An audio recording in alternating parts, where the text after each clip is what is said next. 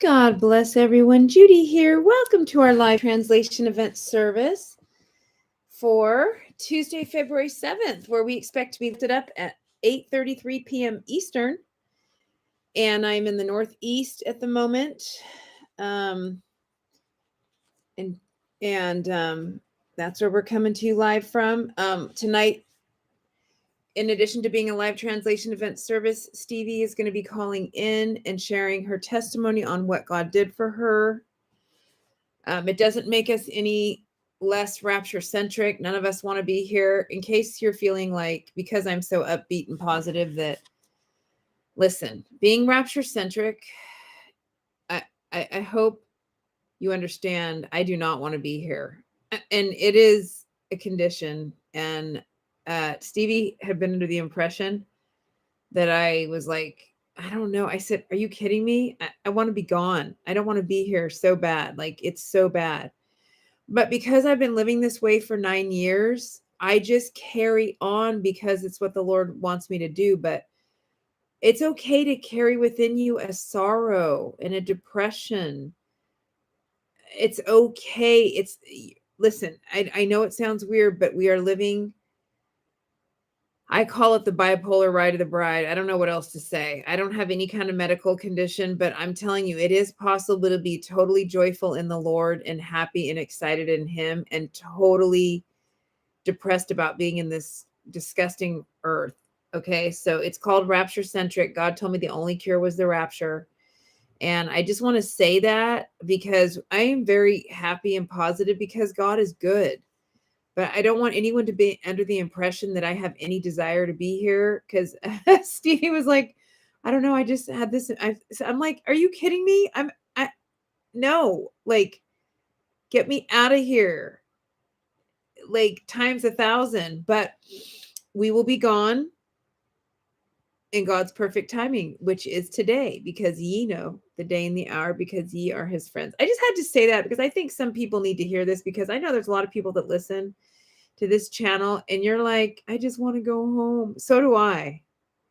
So do I. So just know that it's okay to be living joyous in the Lord and completely rapture centric to where you don't want to be here anymore. I call it bipolar. I don't know what else to say.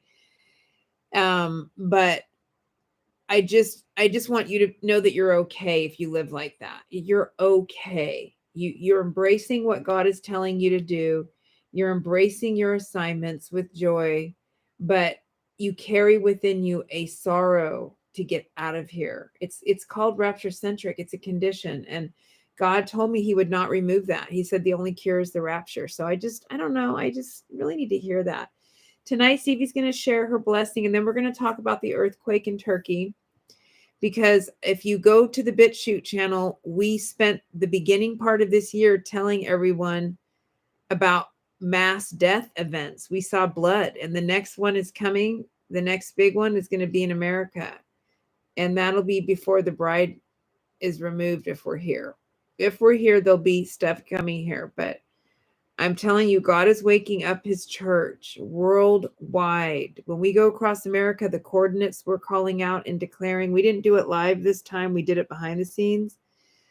They match up to going across America. So when we are going across America 13 times, we are going across the planet declaring destruction because it's time. It's the greater birth pangs. You will lift us up. It is finished. Enoch walkers were taken on Tuesday, February 7th at 8:33 p.m. God said, ye know the day and the hour, because ye are my friends. God said, it is finished. God said, prepare the way for the King of Kings and Lord of Lords to come and rapture His bride off the face of the earth. God said to move His hand so you will lift us up. God said, it is finished. He said it, we believe it. God said, today we will walk like Enoch walked, and we have prepared the way like John. God said all this, and He said, when I come, will I find faith? And we said, yes, we will be an example of faith. And so we are. To the best of our ability, we walk in generosity of our time, our energy, our money, and our resources, because they're not ours. They're God's. And to the best of our ability, we walk in faith, obedience, and love, because we know that without faith, it's impossible to please God. We know that my sheep hear my voice and they know me. And if you love me, you obey me. We walk in faith, obedience, love, power, authority, resiliency, miracles, signs, and wonders, unity, humility, and repentance. We reject pity, poverty, and pride. We reject an orphan spirit, and we reject a spirit of victimization. We are not victims of God, ourselves, our circumstances, other people, Satan, nothing. We take full responsibility for where we are at in our lives. And we work with God, and we bless him, and we let him work with us, and we get to where he wants us to be, but he accepts us right where we're at. He just loves us too much to keep us right where we're at. He's always pushing us on from greater glory to greater glory. So, I love those declarations. We love you, Jesus. Oh, Jesus, we love you. We worship you. It is an honor to still be here. It is an honor to live with this condition that is basically tickle torture, being rapture centric. It's not for wimps. It's tickle torture. It's just, I don't know how else to put it. But we're going home. It's not for much longer. And it's even today. If you don't see a service tomorrow or tomorrow night, we're gone. So keep your eye out. And Jesus is coming. So Stevie, if you want to call in and share what a miracle God did for you, because according to your obedience, and then Stevie and I will talk about the earthquake in Turkey. We don't have a ton to say, only that we prophesied all of this on BitChute. We didn't do it on YouTube because we didn't want to be censored, but God called down a lot of things. And, God is allowing all of this, and because he's trying to wake up the world to his appearing. And these are called greater birth pangs. It's all been written. And, I just, it's horrible sorrow. It's horrible. But thankfully, people were killed instantly in our home now. I believe most people that die cry out to God and they don't go to hell. Hell does take some, though. But we can rejoice that the people that are dead most are with the Lord. And it's a wake-up call. It is a wake-up call. It is a wake-up call. And I am not being disrespectful or callous or cold. I have spent my life, my head is shaved, praying for people, praying for the church, mainly in this hour, and praying for people to come into Christ. So, death is God's great mercy. I hope you understand that. And you might as well get used to it, because it's going to keep happening on greater levels. I already called it out. I said mass death events are coming. Nothing like tribulation, but like what we saw in Turkey. The earth is crying out. It's in mourning. And it's called greater birth pangs. And we're about to be taken. Stevie, are you going to call in and share? Or did it get too late? I'm so excited for you guys to hear her testimony of what he did for her. Okay. All right. I'm just so excited. Okay.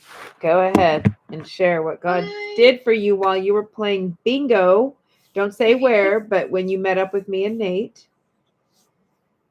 We'll keep our location wraps for now, but somewhere in the Northeast, or North, whatever, who cares? Okay. We'll call it the Northeast.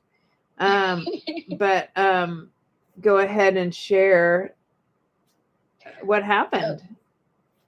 Okay, to give some background for those peeps who don't know. So, yes, I graduated in 2020, and since then the Lord said that I am not to use my degree. And I'm like, all right, Lord. It's kind of a shady. And tell them what all the expectations were. You were pre-med, right?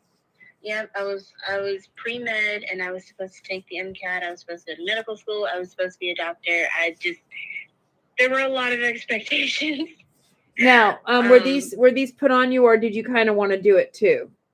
I did. I wanted to do it because it's like I can remember being in middle school and having just this strong desire. All I wanted to do was help people. Yeah. That's all I wanted to do, was to help people. So I wanted to join the medical field so that I could help people. Yeah. And so, and plus it helped a lot that I loved biology. Yeah, that's neat. I loved it. So Yeah. I thought it was a match made in heaven. The God was just like, nope, you're never going to use this degree. So I'm like, oh, that's kind of hard, Lord, because I'm still at home. Yeah. And you're and 24? My parents expect me to be doing stuff. Yes. So it's been a shady deal. It's been a really shady deal because it just, his word came true. I have never used my degree, and it's been 3 years now since I've graduated. So anyway, while I was playing bingo with Judy, I felt my phone, I got an alert, and I was just like, I'll look at it later. So then I enjoyed bingo, and unfortunately I lost, but I did get the winning card, in my opinion. Okay, but I won. It wasn't just me and Stevie Judy playing. did officially win, but I had the winning card. All right. We were playing with like about 10 other people, and what are the odds that yours truly would win? It was not 10. It was like 4, 5, 6 other people. Okay, including 7 other people. Okay, well, whatever. The point is Stevie spent the whole day saying how she was gonna win in bingo, and she went on, and I'm just listening, and I'm not saying anything because, like, how are you gonna brag about bingo? It's just the luck of the draw. Like, I'm so good. How are you gonna be good? All you gotta do is have the number, okay? But I let her go on and on and on, and we got there, and it was yeah. Okay, I may have lost 3 times. Okay, yeah, but that's okay. She kept her scorecard, and because she had 1221, she's like, well, I'm a winner. And I'm just like, yes, patting on, yes. Yeah, whatever you want to believe. I'm like, why are you keeping the card? Throw it away. She's like, because it says 1221, I'm the winner. It was fun. Anyway, we had way too much fun, but it should have been illegal. We had way too much fun. It was a lot of fun. But anyway, so then wait, let's tell them how funny it was, that couple that was playing behind us, and Marty really liked them, and they thought that they were making a joke that I was using the dog so that they would be distracted so they would lose. But they ended up winning twice. They did. Like, ow! They were the cutest couple. Oh, I love them. And Marty was going over there, and they're like, "We know what you're doing," but when they won, they said Marty was their good luck piece. And so Marty come sit by me. Oh man! And then in the elevator, they were still laughing, and they were the sweetest couple. Oh my! They were just having a good time. They were older couple, but they were out partying. Okay. Oh yeah, they were having fun. It was so cute, and they were Asian, so their English was a little bit. So they were like, it was just really, they were cute. They were like, "Oh, your dog give me good luck. He make me win." You know. I don't know. It was just, they were so. I love them. They were so cute, and the husband and they were laughing, and I don't know. They stole my heart. And then they're like, "Oh, we know you trying to make us not concentrate because of dog." And I was like, "Oh no, that's not it. I promise." And then when the wife would win, okay, because she won twice, she's like, "Oh, I get another." They had little prizes, and she got like a mitt for the stove with the hearts on it for Valentine's Day. And she's like, "Oh, I won earlier today, and I won the other one." And she was like, everybody was just laughing at her because when she won, you have to walk up to the front to get your prize, and everyone's clapping, and she was just adorable. Okay, it's just like a mitt for the oven with hearts on it that you could probably get at the dollar store for $1. Okay. But she was just so cute. Okay. And then her husband, I don't know. They just made me so happy. I love you so much. Anyway. They were so sweet. They were so kind too, and they were freaking adorable. I loved them, and they were just so happy. Mm-hmm. They were a joy to sit by. I Yeah. loved them. They were just happy people. They must love Jesus. When I see people like that, I'm just like, you must love Jesus. That's got to be it. Aww, no. Anyway, I am so digressing. Okay, keep going, girl. Tell him what God did for you after laying. Okay, you keep going. Give him the background. All right. So he told me I was never to use my degree, and so from that day forward, I had been applying to jobs, and I have been rejected by all of them. His word came true. I have never been able to use my degree. And I have to keep applying because my parents want me to keep applying, and I still live at home. And it's just like, oh, Lord. And he was just like, keep applying, see what I do for you. And it's been true. I've been rejected by everybody. Yeah. I'm not gonna lie, it used to hurt, but now it tickles my funny bone. But anyway, because I'm like, well, Lord, you done did it again. Oh, it's just like, okay, but anyway, holy crap, I'm continuing. So then I checked my phone an hour later because just we were having a blast. And I beat Judy at checkers. No, what was it? Connect Four. I beat her at Connect Four for my reputation's sake. She beat me at bingo, but I got Connect Four. Okay, Stevie, but I did win Connect Four. You won twice. I won once.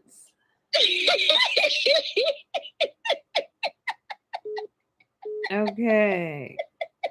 But she did. She won 2 times. Okay. And it was brutal because I didn't even see it coming. She trapped me. She trapped me. I did. Yeah, I was so happy. Me. Like, I would have taken a picture, but certain people destroyed the evidence. I destroyed the evidence. I did. I destroyed that evidence so quick. Can I just tell you that there was we played Connect Four, and I'm like, Stevie, all you have to do, you could win right now. And she didn't even see it. I just want to say that. No, I didn't see it. I didn't see it. That was sad. But anyway, holy crap, moving on. So then we got back to the room, and I checked my phone, and it was in the 6 o'clock hour, and I was just like, what? One of the ladies that I used to intern with offered me a job, just like that. I hadn't spoken to her in months. It had been nearly a year since I'd spoken to her. And she just, out of the blue, she said, call me ASAP. I have a job for you. And that was it. So I called her. And this doctor, Stevie, had contacted her many times and she never got back to her. Yep. So and I have a job. And while we were playing bingo, God was behind the scenes working on her behalf because Stevie laid it down. She laid down everything and said, okay, she was very offended. She's got all this pressure on her. But the Lord said her focus was to focus on her diet, her exercise, and serving him and just being okay with living at home and having all of her identity in him. And it was a struggle, but she overcame. And when he saw that she laid that down and was obedient, he gave her the best part-time job. Is it amazing or what? And it was effortless. She didn't even have to apply. All she did was they told her on Wednesday, she left the timeshare on Thursday, and she started work Monday. Day before yesterday, because she works 3 days a week. And I mean, come on, folks. That's what I'm trying to say. When God tells you to do something, I think we think that it's forever. Like, we just do what he says. And then, like, we don't know. It might be forever. We just have to do what he says. And then when we least expect it, you're going to get a little surprise like Stevie got. So I'm so excited about it. And she loves it. She went and bought her scrubs. I love it. She bought her scrubs. She's working at doctor's office. They love her there, and she loves it. And now her parents are off her back, and they all think she's going to medical school. And we're just let them think that, Yeah, because it's a shady deal. And it's just like, I just want to say, Jesus takes full credit for this entire shady deal, because this was not my brainchild, okay? No. I could not have come up with this. No. This was all him. No, so she's supposed to be taking the MCAT.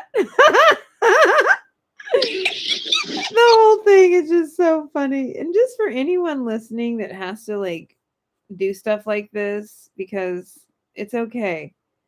Just understand God is different. He is definitely shady, but I can't wait to see their faces when they realize, one, what really was going on behind the scenes, and two, that Jesus is so freaking shady. It was him, okay? Yeah. Granted, he lets me have fun with it, because she's taking it a little too far. And I was giving her a hard time. I'm like, Stevie, let Jesus be the shady one, not you. Yeah. People ask you, what do you do? Oh yeah, remember we were playing bingo? Or no, we were doing that. We were doing the other thing, and then the dude was just like, so what do you ladies do? And we just laughed. We couldn't even, all we did was just bust out laughing, because we were doing at the timeshare they had this art activity we were doing, and we were doing it, and we went to and this guy was sitting in the corner, but there was no other seats, so we had to sit next to him in the corner. And we were, of course, being goofballs, and he was he just thought we were a ton of fun. And he goes, well, what do you ladies do? And we just looked at each other, and we couldn't quit laughing. It's like, how do we? And then he just gave up. He didn't even he just was like, yeah. It's so hard to explain. I'm like, Lord, how do I even answer this question? I don't even know. I don't even know what to tell people. What do I do full time? Wait for the Lord to come and get me off this god awful planet. Amen. Oh, that was so funny. Oh my goodness. But oh yeah, so Stevie, so the next day she was like, I work for NASA, and she had her NASA shirt on. And I was like, Stevie, okay, that's enough. Okay. That's enough. Okay, it's bad enough that everyone thinks you're going to take the MCAT and go to medical school, and oh my gosh. So she like, I need a different career for every day. Yeah. So then she's like, I work for NASA today, and I'm just like, okay, stop. The cover up was just to get your parents off your back, okay? Because God felt sorry for you because he's nice. Dude, he was like, I'm going to put you in this pickle, but I'm going to make it bearable for you. Yeah. I'm like, thank you, Lord. God is fun to serve. He's shady. And I'm so happy for Stevie because, yeah. So, and God's just getting started. And we're not going to be here, but at least, she's honoring her parents and the Lord, and she loves what she's doing. So, yay, it's a win-win. I do. Yeah. And it's just like, I don't know how to explain the depth of emotion at the time, because I had to ask him, I'm like, Lord, am I allowed to take this? Because even though I was offered the job, that doesn't mean that I get to automatically take it. So I had to ask him, Lord, do I get to take it? He said, yes. And then he told me that I get to leave this world on top. Yes. Because for nearly 2 years, because 2023 just started, it's like there have been multiple questions, as in like, what are you saying on your interviews? What are you doing? It's like, aren't you supposed to be getting a job? What are you doing now? I thought you were already working for so-and-so or something like that. And it's like, you're still at home, and just questions all over again. It's just like, when are you gonna it's been a rodeo. It's been a roller coaster of emotion.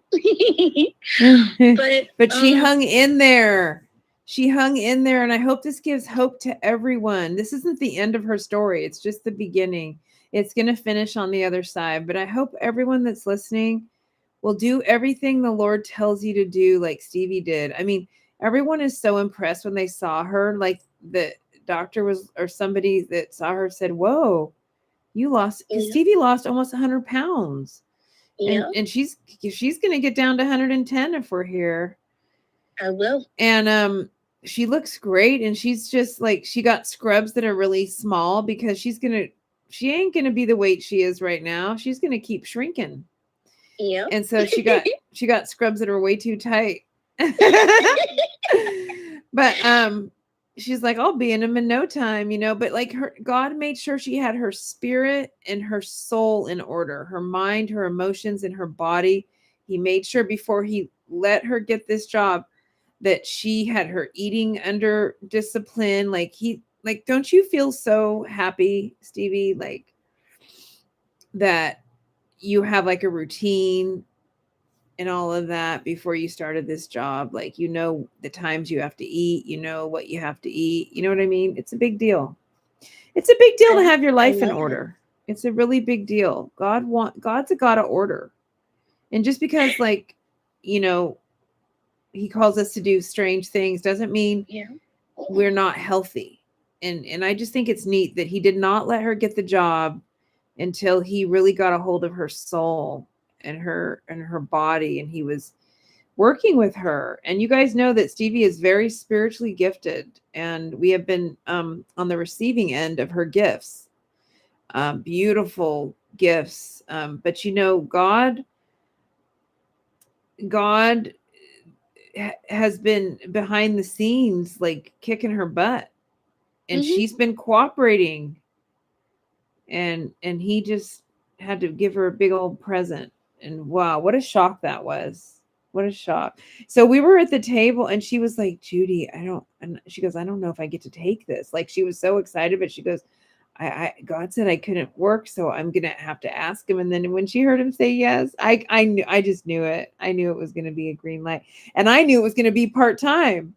She called it. I said 3 weeks, 3 days. I did. I said 3 days a week, and then that's exactly what it was.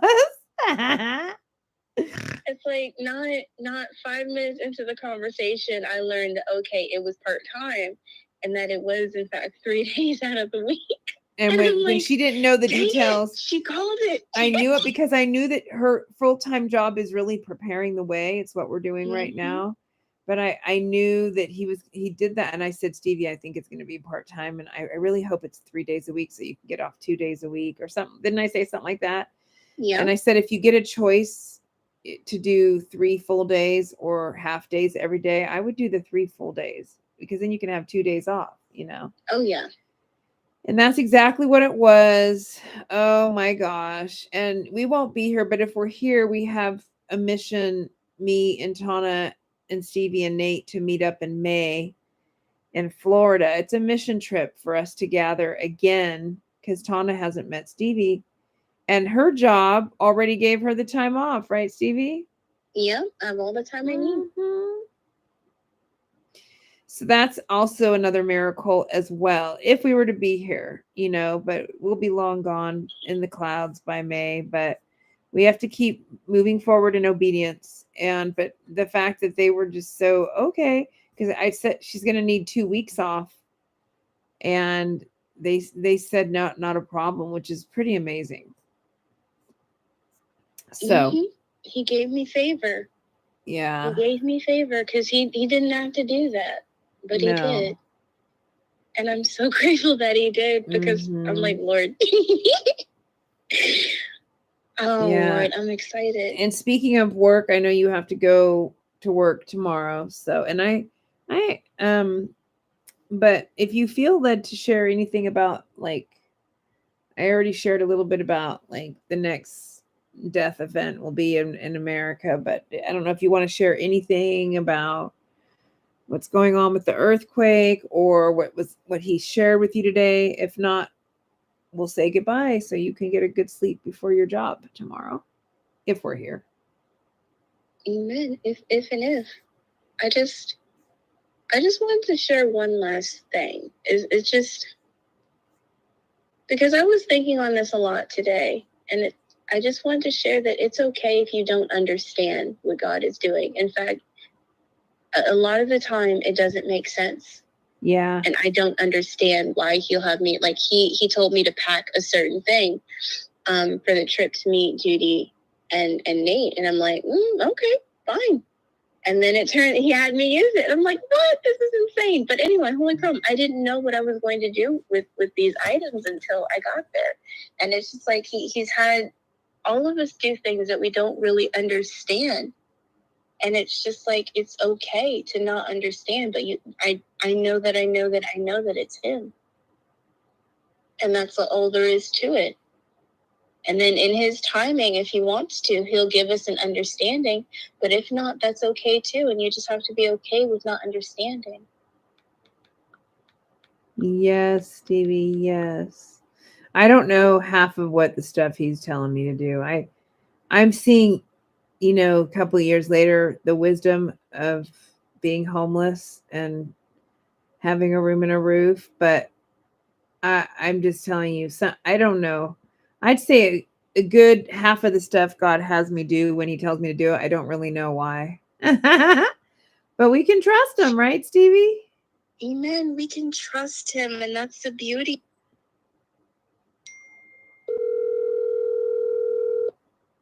And it just, that sounds so weird, but holy crap, I remind myself sometimes, like, the Lord has never given me more than I can handle. And if I'm here, then I'm up for it. And that's all there is to it, because I am. There is nothing that's been put on my plate that I cannot handle. And that is the truth. And that's for every single man, woman, and child on this earth. It just, everyone has a story. Yeah. Everyone has a story. But there is nothing that he has given you that you cannot handle.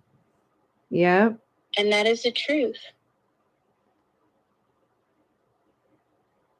I don't know how else to say that except to say that if you think you can't carry something, then good, give it to the Lord and let him hold on to it, because we were never meant to bear the burden. Whether it's an emotional burden, whether it's a spiritual burden, or a mental burden, or a physical burden. We were never meant to bear that burden. He said his yoke is easy and his burden is light. So take him up on that word and hand it over to him, or work it out with him. Because there's a lot of stuff since we've been on this planet. I'm pretty sure anyone over the age of 10 has some mild form or some major form of PTSD that has to be worked out with the Lord. Some sort of emotional trauma that has to be worked out with the Lord. Amen to that. And that's what he wants. He wants all of us to be healthy and of sound mind, body, spirit, and soul. Yeah. And so we have to work with him. And that's what I spent the bulk of my day doing. Working with him and getting myself clean and leveling up to a new testing ground. And he said, I'm going to like this one. And I'm excited about it. And that's all there is to it. We just keep moving forward. We keep following his voice. We keep obeying. We keep bending our knee and allowing ourselves to be broken so that we can be made whole. I hope that makes sense, because that's what it looks like. That's how he shows it to me. We're allowing mighty Jehovah God to break us down so that he can build us back up again, stronger than we ever were. Yeah. And that's the only way to be made whole. Because we're all carrying some form of baggage from this world, and what he's spending his time doing right now, and even until we take our very last breath here before he translates us or before he raptures us, he's cutting away that baggage. And that's what he's doing to his entire church, or at least he's trying to. If you cooperate with him, he will. But if you don't cooperate, he's going to let you sit there with your burdens. Yes. But what he's trying to do is to free you, church, to set you free. Yes. And that is the beautiful fire of God, the beautiful purifying flame of the Lord that burns all the flesh and all the impurities and leaves nothing but pure gold. And we're not talking at you. He's purifying us. He's setting us free. Yes. We're talking to you, church, when we say that. We're cooperating. It's happening to us. Don't be afraid of it. Embrace it. Mm-hmm. It's a little scary and it's a little uncomfortable. But once you get used to it, you welcome it. I love discipline. I can honestly say that. If I'm not being disciplined, I sometimes go, wait, am I doing something wrong, Lord? But, God doesn't sit there and discipline you all day, every day. He gives you breaks. Mm-hmm. For me personally, it's just mainly working through a lot of emotional stuff, and that's what we're working through. That's what I'm learning to let go and to release to Him. Mm-hmm. As for the discipline, I'm not gonna lie, there are still a little raw areas where I'm like, I flinch a little bit when I think about them. I'm like, it's a little too fresh right now, Lord. But yeah, His discipline is beautiful, and it is good. And it is for our good. Mm-hmm. And we're saying all of this, everything that we've said, everything that I've said, I have lived through. In fact, I went through today. So yes. It's not me trying to speak from a place of power, like looking down at people. No. Yeah, you're just sharing. This is my daily life. These are the experiences that I've had with the Lord, and that I will continue to have with Him. As long as we're still here. It's a daily walk, and it's a beautiful one. And it is scary. And He pushes you out of your comfort zone, because I'm out of my comfort zone right now. But it's good because it's Him. It is good because it's Him. Yes. New levels, new challenges, and new victories and new triumphs. And that's all there is to it. But as for the fire and the flame of God, these events that are about to occur, these mass death events, are His mercy and His love upon the church and upon the world. Yes. And that's what He told me to end with. He said, tell them about my fire. This is the fire of God and the mercy of God. Mm-hmm. That some have lost their lives and some still have them to tell the tale. Yes. That's His mercy. Because He is the door of life and death. You can't blame Satan, say, oh, Satan killed him. Satan did X, Y, Z. Satan caused the earthquake. No, it was God. Jesus caused that earthquake. Jesus did. Jesus allowed that earthquake to happen. Jesus allowed the train wreck in Ohio to happen. Jesus allowed it to happen. There are a lot of people looking up and cursing God and saying, why? Or crying out to Him and saying, why? It is His great mercy. Do you not know the time, church? If you can look at the sky and read the signs and say that, oh, it's going to rain today, how come you can't look around you in the world and see that your Messiah is coming? That's what I hear Him saying. Mm-hmm. The season and the time we're in it's the last moment before He comes to rapture His church. Mm-hmm. And so it is His great mercy that some people are being taken home so that they do not have to even touch tribulation. And some people are left living so that they have time to get themselves right, or to tell the story of how God saved them. Yes. But these events will become worse and worse, because I will tell you, you will know when tribulation hits, because there will be events or earthquakes or tsunamis, and there will be no survivors, or one out of millions dead. Millions dead, one survives. That's how you know it's tribulation. Yes. For this, it's about equal dead and equal still living. And it is a horrible event, looking at it from a Lord, I don't know how to say it. Yeah, it's hard to talk about it. It's hard to talk about it without sounding, we're not indifferent, cold, or callous. Trust me, it is tragic.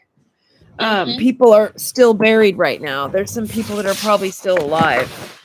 God's hand is on everything. And I guess I've been doing this for so long. calling forth all these things in on earth as it is in heaven. God is allowing this. So I'm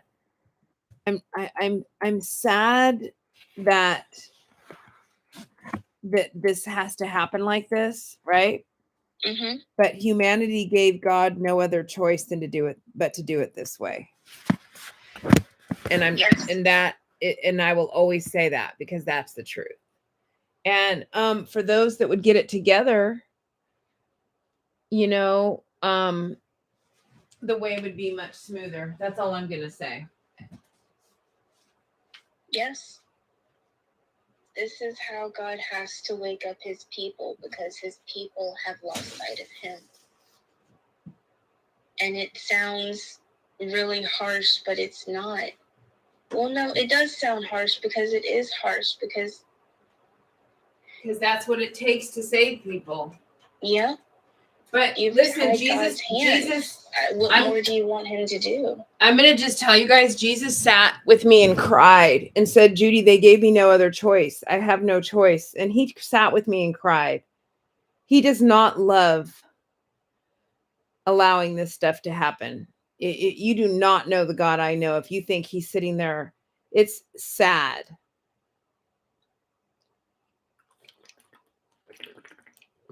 It is. He said, Judy, I have no other choice. They've given me no choice. I said, I know, Jesus. I know. He had his head in his hands in his face and he was crying. And I just said, and he told me this years ago after he fell on my son about judging the earth. He said, I don't want to, but I have to do this. And I had never seen God in this position before. And I that's when I made up the original bipolar, because I didn't understand. One minute he was crying with his hands in his face, and the next minute he was angry. He goes, but I must do it because they mock me. They oh my gosh, God hates sin. And I was laying there and he was crying and saying, I have to destroy this earth and all this. And then he was like angry. And then he was sad again. And then and I said, God, I don't know if I can handle these emotions. Like, I'm crying with him and then I'm angry with him and then he's crying again. And that's when I said, it's like you're bipolar. And then I called him the bipolar king, but he was letting me understand his emotions. And I feel so honored that he did that. And he continues to do it with me, but for the first time, he did it after he fell on my son. He did it in 2014. And I mean, you guys, I'm like choked up talking about it because I was crying with the Lord to see him in such anguish over when he sees people suffer. But it has to be that way. He goes, they gave me no choice. It could have been different if only they would have, and so, but this is what God has to do to save people. He has to allow all this horrible stuff. And he knew, but then there's another side of him that's angry. He's angry because it didn't have to happen this way. When you're a parent and you can get angry with your children because they took a route that they didn't need to take because they didn't listen to you. You're like, and some children do listen and they don't have to go through as much hard trial as their parents did because they listened. And it really tortures a parent when they see their child doing and they warn them, don't do this. And then it's like torture because you warn them and you try and you pleaded with them and they didn't listen and they had to do it the hard way. And that's how God is. He's sad about it. And then he's angry because it didn't have to happen this way. And I know what people are thinking, Judy, children are dead. Children are in rubble. Well, we prophesied that. Stevie prophesied that God was going to start taking people's children to wake them up. Whole families are gone. I prophesied that God told me he was going to take whole families home. They were all going to be dead. That's how he was going to take them home. We've been prophesying this for a very long time. And it's happening right now. And I feel like, it has been happening since I've been prophesying stuff like this for a very long time, for 9 years, but mostly since 2019. And I'm telling you, you guys, Jesus, this is a process, but it's not going to last forever. It's a season. And the season ends when he takes the church of these greater birth pangs, and then tribulation starts. But this is not like, when we talk about this, trust me. Why do you think my head is shaved? I'm in mourning for the world and their decisions with regard to God. So I just really wanted to say that, so when we talk about this, people don't think that we're being far removed and callous and cold. We plead with God. We intercede for people. I wouldn't say plead. We call down on earth as it is in heaven what God tells us to call down. And then we sit with God in his sorrow. And now we are sitting with people in their sorrow, because many lives were lost. Many families were taken that are going to be missed, and buildings will never be built again. Because essentially, when that earthquake hit, it all came down like sand, because those buildings were not built to withstand earthquakes. All right. And so to build all of that back up again, I mean, it's probably not going to happen, And there's going to be a ripple effect of really bad stuff. But, people need to look up. They need to look up. Amen. It's a very... Go to our BitChute channel where we talked about all this. Amen. It's a heavy topic to talk about, and it's a heavy thing to I don't know how to explain it, but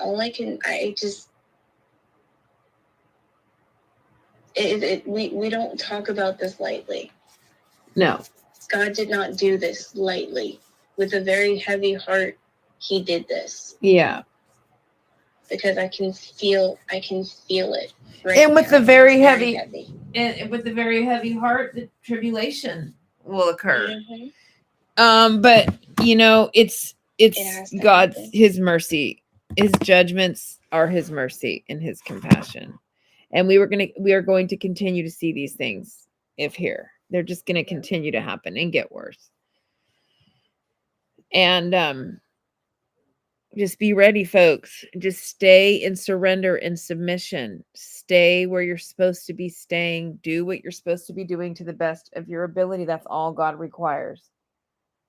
He does not require perfection. Perfection is to the best of our ability, because no human is perfect. We make mistakes, we do things, but we don't cop out. Oh, you know me, I'm only human. Don't cop out. No, you try your best. And you leave the rest to God, and you just do the best you can to the best of your ability. That's all. And be where you're supposed to be.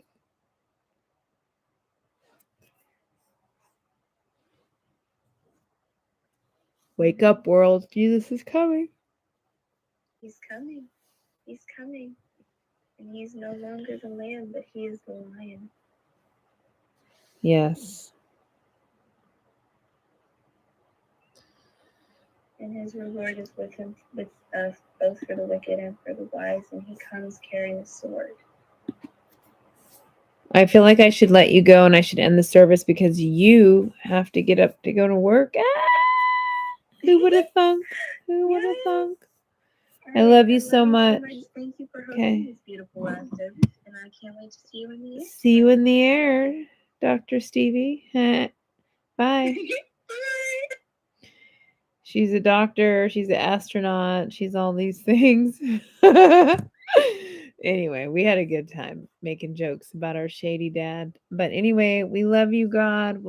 Jesus, we love you. We'll see you in the air. I love you, family, everyone who's participating with these services.